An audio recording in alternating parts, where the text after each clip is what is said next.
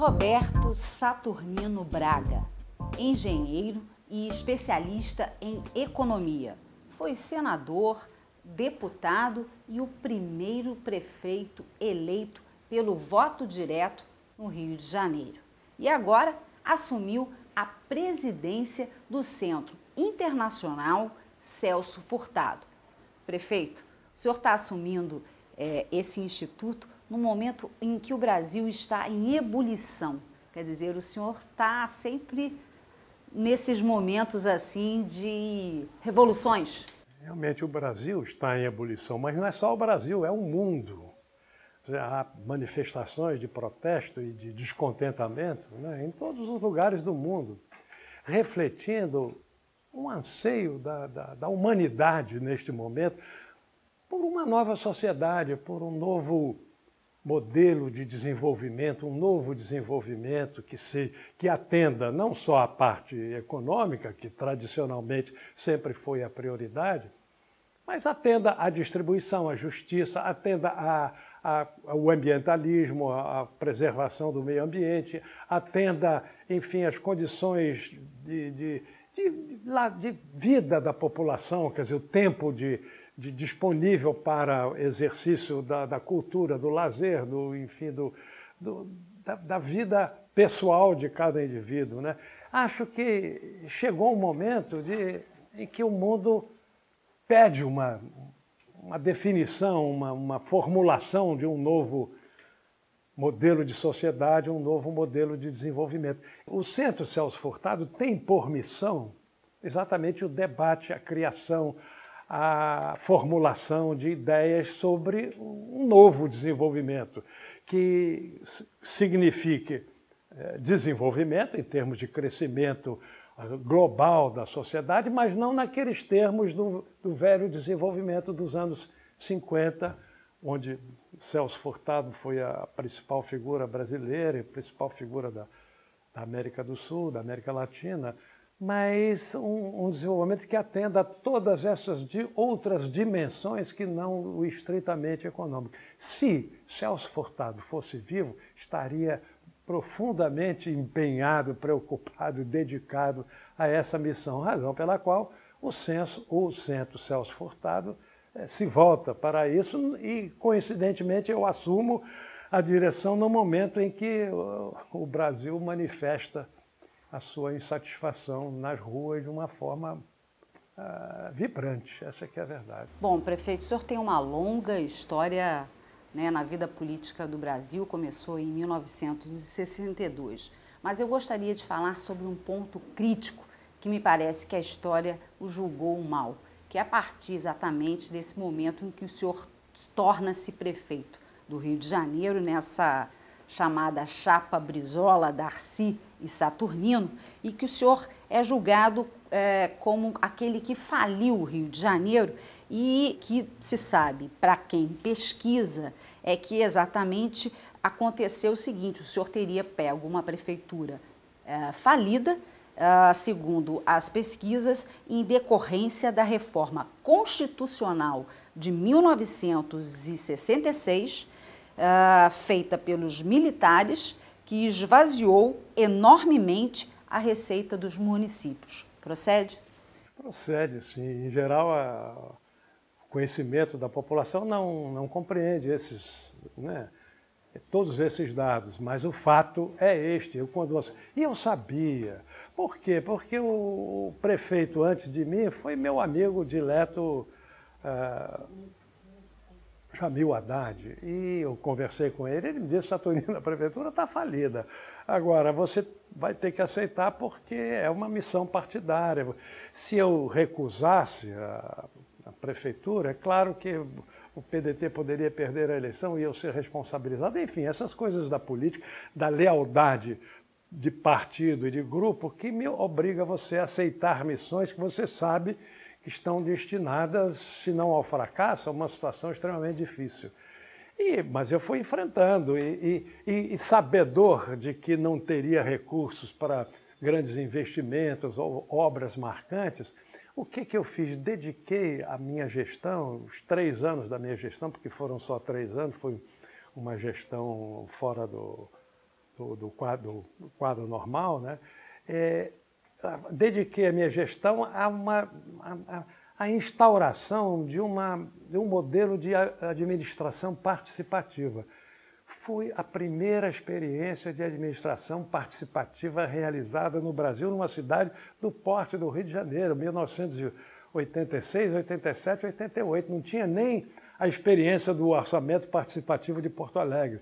Nós aqui desenvolvemos, criamos os conselhos de governo comunidade, que em cada bairro se instalava com um conselho e com representação do governo, dos chefes de distrito, de educação, de saúde, de limpeza e etc., e com os presidentes, indicados, representantes das associações de moradores, discutiam o governo, discutiam as prioridades, não só as prioridades de obras, que eram muito poucas, mas a qualidade do governo, a crítica ao governo, a melhoria da gestão. Foi uma experiência riquíssima que durou mais ou menos 2 anos, 1 ano e meio, porque teve o tempo de criação, e que lamentavelmente foi dissolvida. Por quê? Porque era uma criação do governo Saturnino, do governo socialista da Prefeitura do Rio de Janeiro. Agora, o que aconteceu?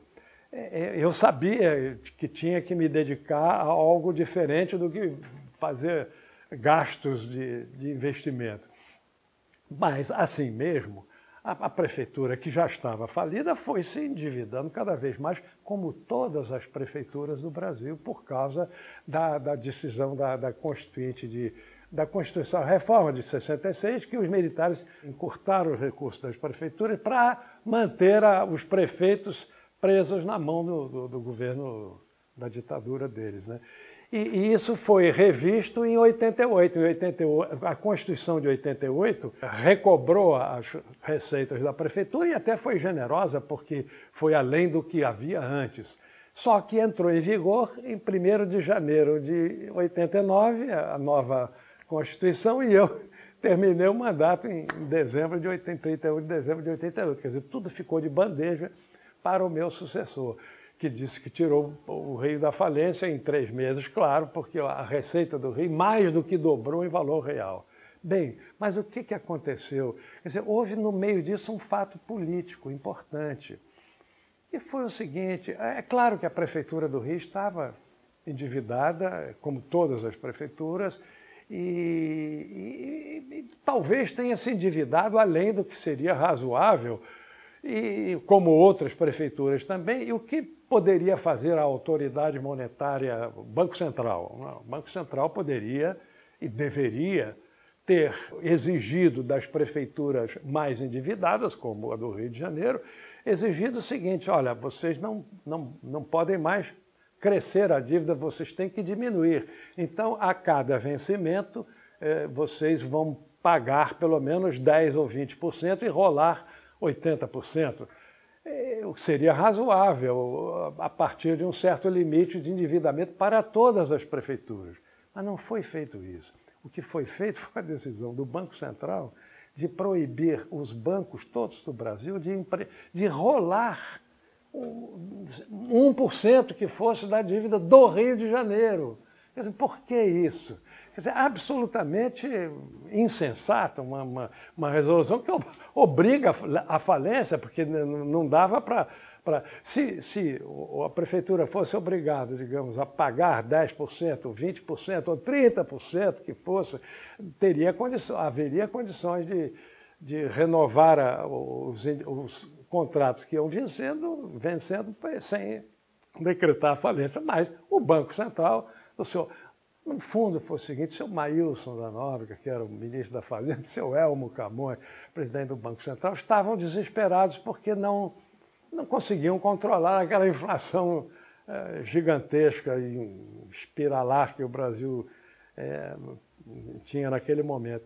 E resolveram dar exemplar Vamos pegar uma prefeitura importante do Brasil, o Rio de Janeiro. É lá que tem ex-capital do Brasil? Ex-capital do Brasil, centro cultural de que irradia opinião para o Brasil todo. Lá tem um prefeito que se diz socialista, prefeitura socialista. Vamos pegar essa prefeitura e vamos dar um tranco neles para derrubar mesmo. E, ao mesmo tempo, nós estamos dando uma demonstração de austeridade, nos servindo desse exemplo, a mostrar ao país que nós estamos atentos ao combate à inflação. Foi isso que aconteceu. O senhor falou da Constituinte de 88, quer dizer, logo me veio à cabeça o senhor Ulisses Guimarães. O senhor integrou o grupo que fundou o MDB. Eu queria que o senhor falasse sobre o MDB. O senhor foi vice-presidente do MDB e essa relação que teve um final, né?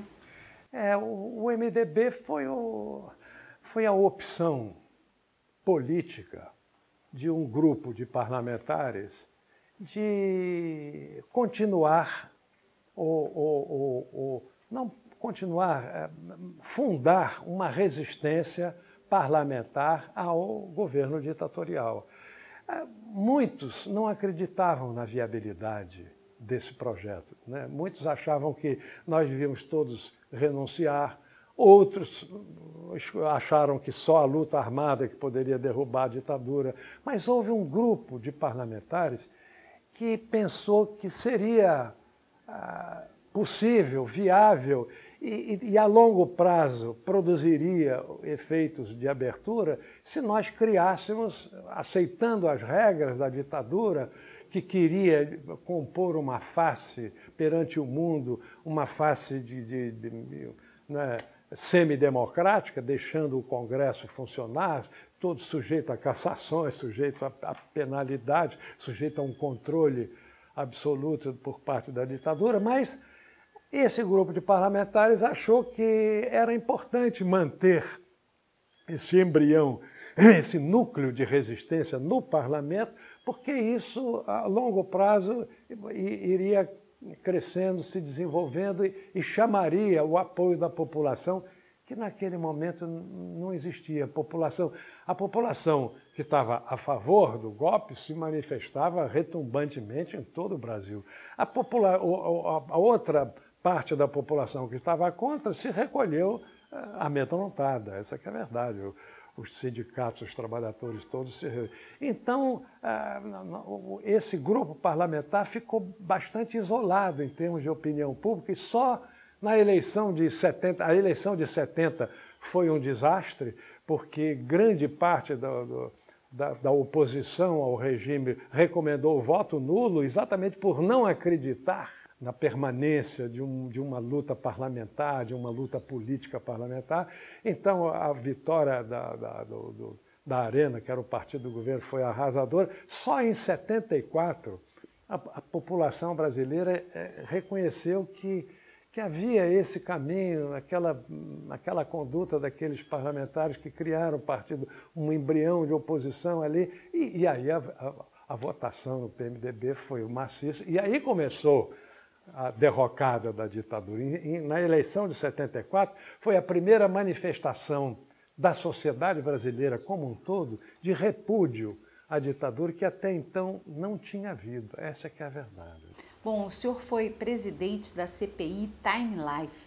Queria que o senhor explicasse, inclusive, o que é essa CPI Time Life. Deixa eu fazer um pequeno preâmbulo. Eu era um deputado novo, tinha sido eleito em 62, pelo Partido Socialista, um deputado de esquerda da Frente Parlamentar Nacionalista. Entretanto, em 64, eu não fui cassado.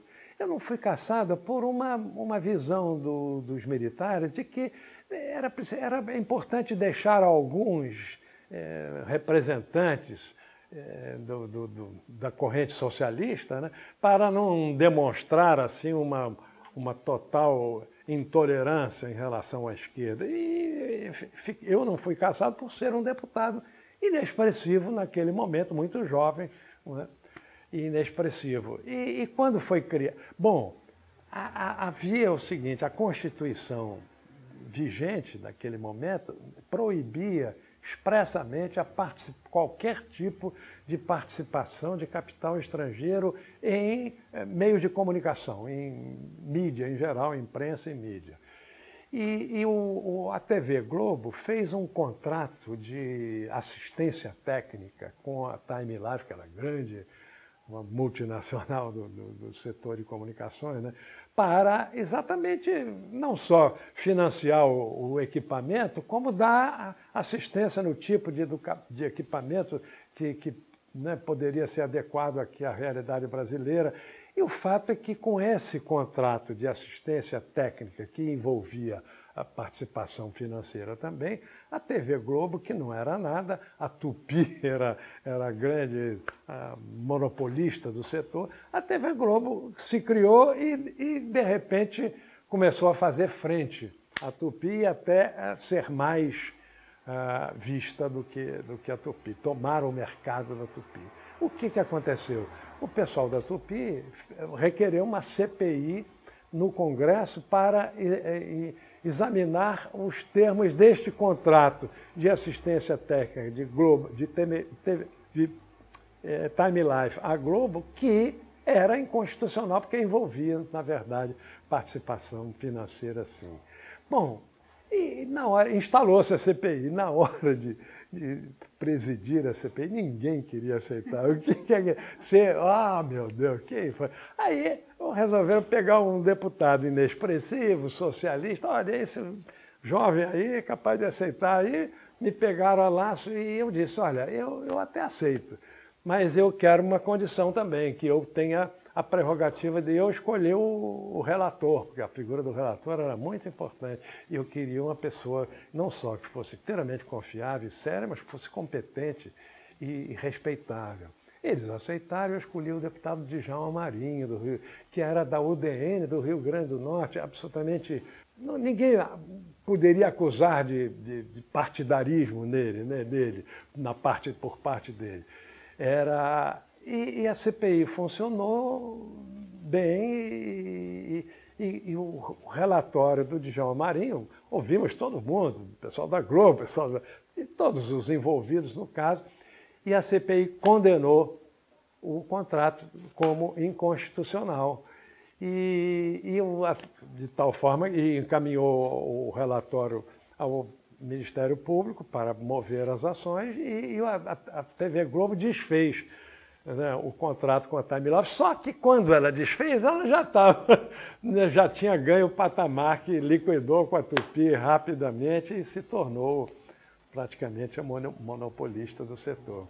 Mas isso me rendeu, claro, uma condenação, né? Rendeu um editorial na primeira página, assinado pelo Roberto Marinho, como eu sendo prevaricador, porque, enfim... Mas foi assunto resolvido, pelo menos. Foi resolvido. Agora, me custou isso. Aí todo mundo disse, você está liquidado contra a Globo. Olha, é claro que um gelo, né, por parte da Globo, porque daí para frente eu nunca mais apareci em noticiário nenhum da Globo. Mas o fato é que depois disso eu me elegi senador em 74, me elegi prefeito em 82, me elegi senador em 82, prefeito em 85, novamente. Quer dizer, a TV Globo evidentemente tem um poder gigantesco, mas não é... O Brizola também foi eleito contra a TV Globo, então não é esse bicho de sete cabeças. É exatamente desse período que eu queria que o senhor falasse, esse momento que o senhor entra no PDT, e eu queria que o senhor falasse um pouco da presença aí do ex-governador Leonel Brizola e do Darcy Ribeiro e do PDT no Rio de Janeiro. Foi um momento extremamente interessante, pelas coincidências, né? Eu estava no MDB, estava muito bem, o MDB se transformou em PMDB, porque houve mais um daqueles atos da ditadura que exigiu que os partidos tivessem um partido. No fundo, foi só um artifício para acabar com o bipartidarismo e criar outros partidos para dividir a oposição. O propósito da ditadura era dividir o MDB, como de fato acabou dividindo. Foi criado o PDT, que depois foi recriado o PSB, o Partido Socialista, a Arena se transformou em PFL, Partido da Frente Liberal, para dar um novo rearranjo que tirasse aquele empuxo de ascensão que o MDB vinha tendo a partir da eleição de 74. Eles fizeram a Lei Falcão, que proibia a participação ao vivo dos candidatos na televisão. Fizeram uma série de... Bom, o fato é que o PMDB sucedeu ao MDB, mas no momento dessa sucessão, um grupo do MDB saiu para fundar o PP, que seria, combinado com os militares, o partido da oposição consentida pela ditadura. E neste grupo estava o Chagas Freitas, que era o grande líder político do Rio de Janeiro, contra o qual nós, chamados autênticos do MDB, nos colocávamos, nos posicionávamos, criticávamos o Chagas Freitas. O Chagas se uniu a Tancredo Neves, em Minas, e os dois grandes forças nos estados de Minas e de Guanabara, Rio de Janeiro, resolveram fundar o PP. E nós ficamos no PMDB muito esvaziados, porque todo o grupo do Chagas saiu.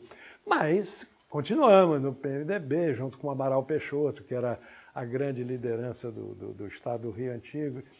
E quando se aproximou a eleição de 82, o Tancredo e o Chagas chegaram à conclusão de que era inviável aquele PP, aquela oposição consentida, porque o sentimento de oposição à ditadura já vinha crescendo de tal maneira que o PMDB seria imbatível. Então, eles voltaram ao PMDB. E aí, nesta volta deles, nós que tínhamos ficado no PMDB do Rio, que éramos oposição ao Chagas, fomos completamente esmagados pelo grupo do Chagas, que era maior, e tomou o partido até com uma negociação, no entendimento com Ulisses Guimarães, que, claro, queria fortalecer o partido, recebeu de volta Chagas Freitas e Tancredo Neves.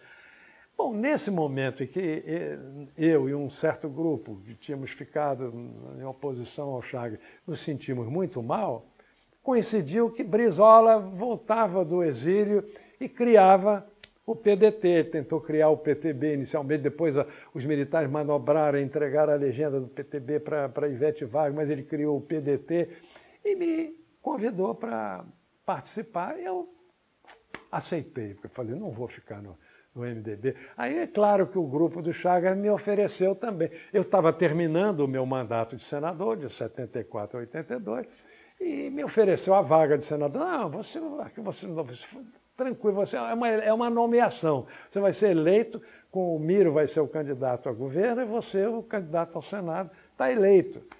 Aí eu pensei, estou eleito, mas eu não estou satisfeito. Aí, resultado, saí do MDB e aderi ao Brizola, que naquele momento tinha 2%, 3% de Ibope, todo mundo dizia, você se suicidou, que bobagem, você não é político, você está a escolher o caminho, estava com reeleição garantida, agora foi para uma aventura, Brizola está desgastado, não é mais nada.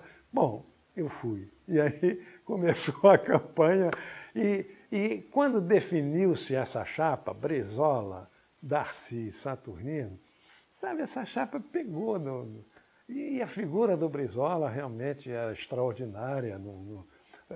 O Faro, não só o Faro, a sensibilidade política dele, mas a ação política dele, o carisma dele. A campanha que nós fizemos foi belíssima, foi a campanha mais bonita de que eu participei. E resultado, Brizola ganhou contra o Globo, contra todas as manobras da ditadura, vencemos a eleição.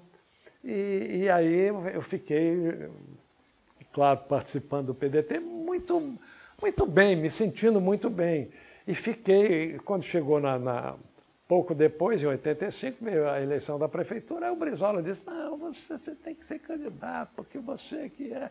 E eu pensei, se eu recusar, eu vou ser acusado, aceitei. Aí todo mundo disse, não, o Brizola elegeria um poste, o Saturnino, sabe, porque eu tive realmente uma eleição facílima.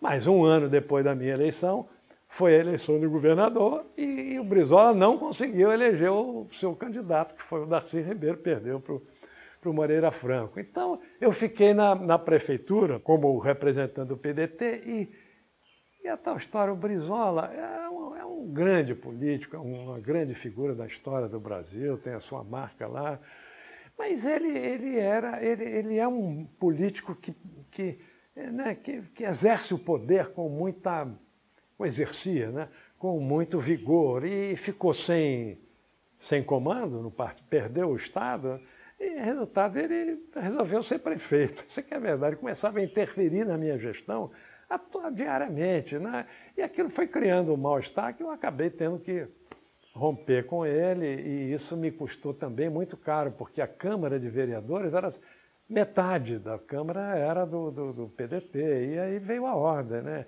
Delenda Saturnino, né? Destruir Saturnino. Resultado, eu tive problema financeiro o problema político da Câmara de Vereadores, totalmente, só tinha um vereador do Partido Socialista e fiquei sozinho. E ainda me disseram, não, volta para o MDB, que o MDB é o segundo partido. Falei, que vou voltar para o Portanto, MDB. é fundamental que a Câmara Municipal do Rio de Janeiro seja, haja vários partidos, né? Claro, claro, isso é fundamental. Fundamental. O multipartidarismo. Multipartidarismo. E sabe, se tiver que haver negociação, que haja a política envolve negociação, sim. Não, isso faz parte da essência da política. O importante é que essas negociações sejam abertas, isto é, não sejam negociações por debaixo do pano, por debaixo da mesa, trocando coisas inconfessáveis. O importante é que seja negociação, sim, olha, vocês, para darem apoio do governo, vão participar do governo, na secretaria tal, no ministério tal, abertamente. Sabe, isso é lícito, é do jogo político, é do jogo democrático, faz parte. Agora, quando envolve coisas inconfessáveis, dinheiro ou vantagens, não, você ocupa a arrecadação, a secretaria que arrecada isso, assim, e você dispõe dessa quantia, e isso é que é condenável, absolutamente inaceitável. Agora, prefeito, o que o senhor pensa a respeito da restrição na criação de novos partidos?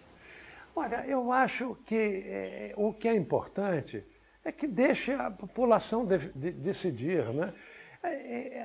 O problema todo da criação de novos partidos está no fundo partidário. Porque realmente, se você cria 100 partidos, você dilui o fundo partidário, a menos que você aumente o fundo partidário, o que também seria impensável, mas você dilui o fundo partidário, que é importante para o financiamento, para que os partidos tenham um mínimo de recursos sem recorrer a donativos particulares, a interesses econômicos. Quer dizer, o importante é que esse fundo partidário também não se dilua entre... Então, daí a ideia de que não é permitido formar novos partidos, mas na primeira eleição eles não vão participar do fundo, eles têm que demonstrar, né, que tem um mínimo de apoio popular, de apoio da opinião pública, para eleger um representante ou ter um mínimo de tantos mil votos, para não criar os partidos de fancaria, os partidos falsos, que querem apenas usufruir do fundo partidário, mas não têm expressão política nenhuma.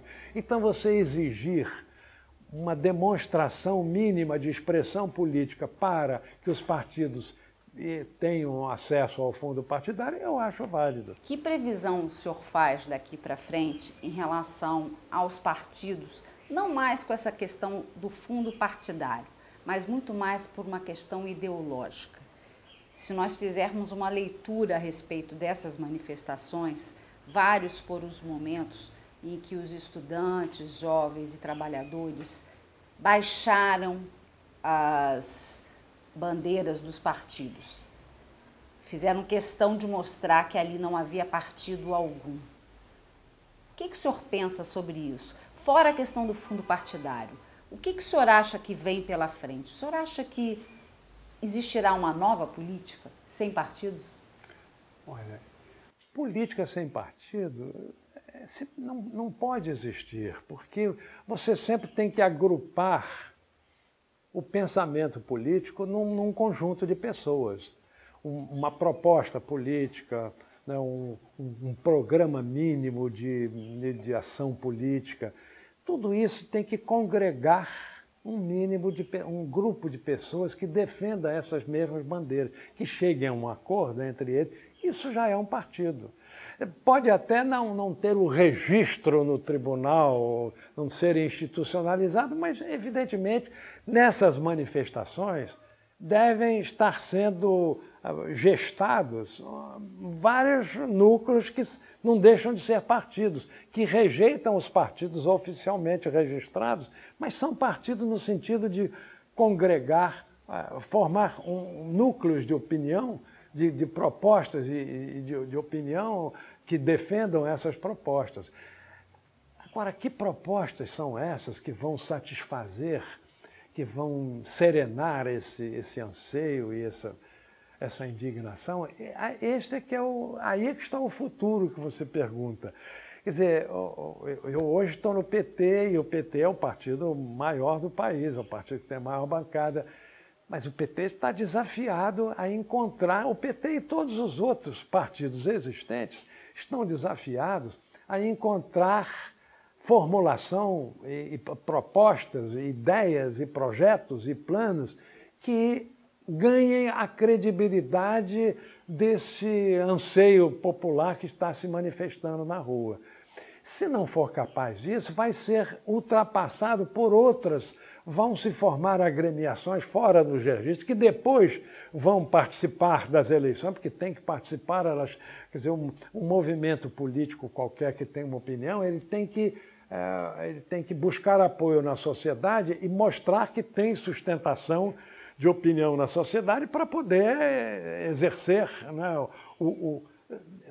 política é o exercício do poder, para você encaminhar a sociedade naquele rumo, naquela estrada que você está propondo. E é preciso partidos para isso. Os protestos acabam formando partidos. E os partidos existentes, se não forem capazes de formular algo que satisfaça, vão ficando para trás, né?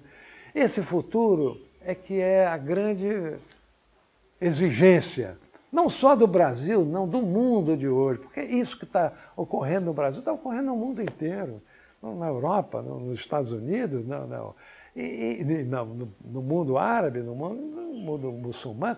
Quer dizer, o mundo está em ebulição, procurando uma nova definição de sociedade. E esse é o desafio gigantesco do momento. Prefeito, então que nos reste a democracia. Claro. Bom. Mas você muito tocou obrigada, no prefeito. Ponto certo, porque não é válido propor nada que não tenha apoio na sociedade manifestada democraticamente. Foi uma honra. É o que eu digo. Obrigado.